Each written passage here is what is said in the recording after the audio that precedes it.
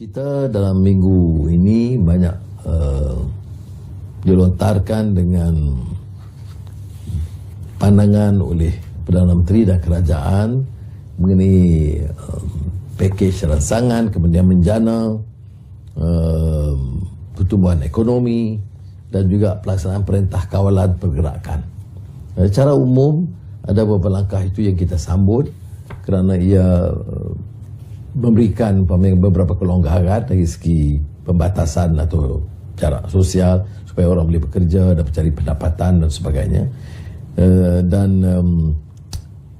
Penjana 5 Jun yang diumumkan itu juga memberi peruntukan besar tambahan.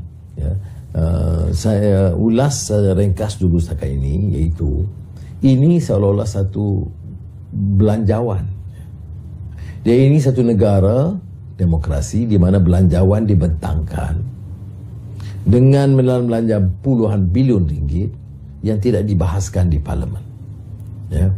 Sebab itu kalau kita ada sikap yang agak humility, ada tawaduk, kita akan tahu bahawa semua hal ini mesti dibahaskan. Kalau tidak, rakyat umum itu dia dengar baca, oh ini bantuan pekerja, okey bagus. Tidak ada orang yang boleh persoal, minta diperinci, minta ditambah, dikurangi, dan yang lebih penting melihat pada peringkat dan tahap pelaksanaannya.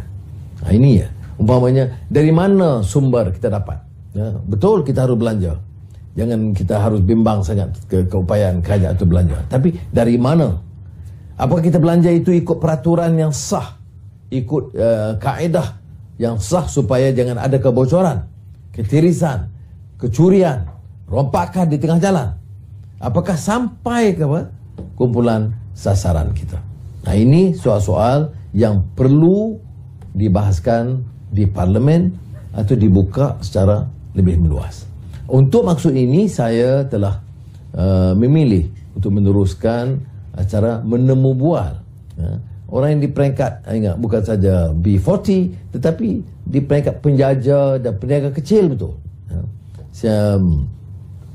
Dan untuk mendengar sendiri dari bunyi yang hebat dan gagah perkasa di atas dengan yang peringkat di bawah yang cari nafkah harian mereka. Dalam kesibukan kita bicara soal politik, parlimen, rangsangan ekonomi, COVID-19 dan juga soal perkebunan, kalau saya kebun, kita jangan lupa bahawa kita juga tanggungjawab, terutama ahli parlimen, ahli Jabatan Undang Negeri, untuk turun ke bawah. Sekarang ada kelonggaran, maka turun ke bawah.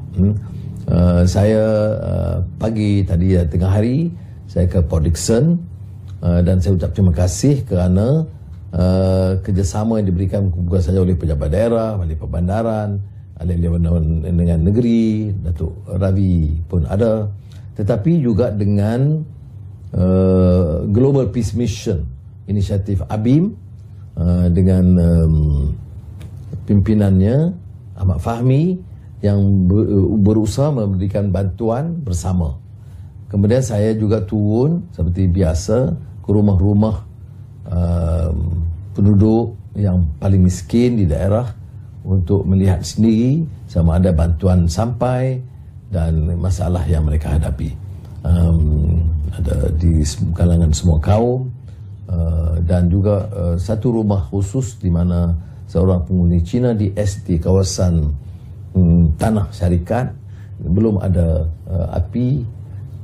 Kita akan cubakan walaupun itu masalah tanah. Jadi saya kata kalau boleh bagi sedikit kelonggaran, tidak beri pelepasan tanah tapi sekurang-kurangnya bagilah ruang untuk diberikan bekalan elektrik. Saya syorkan, selain daripada ucap terima kasih kepada generasi muda yang mempelopori usaha ini, saya ucap tahniah kepada mereka, tetapi saya juga syorkan supaya wakil rakyat, ahli Dewan Undangan Negeri dan di Parlimen terus menjalankan tugas mereka untuk mendampingi rakyat. Saudara-saudara, esok adalah hari keputeraan rasmi Kebawah Duli Yang Maha Mulia Seri Paduka Baginda Pertuan Agong Sultan Abdullah Ri'atuddin Al-Mustafa Billah Shah Ibn Almarhum Sultan Haji Ahmad Shah Al-Musta'in Billah.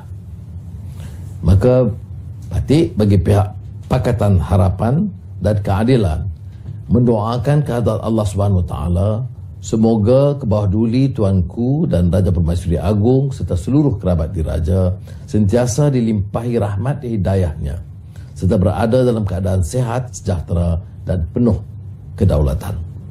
Semoga baginda kekal qarar memerintah dengan adil dan seksama serta terus berada pada kedudukan paling tinggi dalam perlembagaan negara. Seiring fungsi institusi raja sebagai pelindung agama Islam dan menjadi lambang perpaduan dan kesejahteraan semua kaum di negara Malaysia tercinta. Batik dan sekalian rakyat akan terus memberikan ketaatan, kesetiaan yang tidak berubah bagi kepada institusi diraja. Dirgahayu Tuanku. Assalamualaikum warahmatullahi wabarakatuh.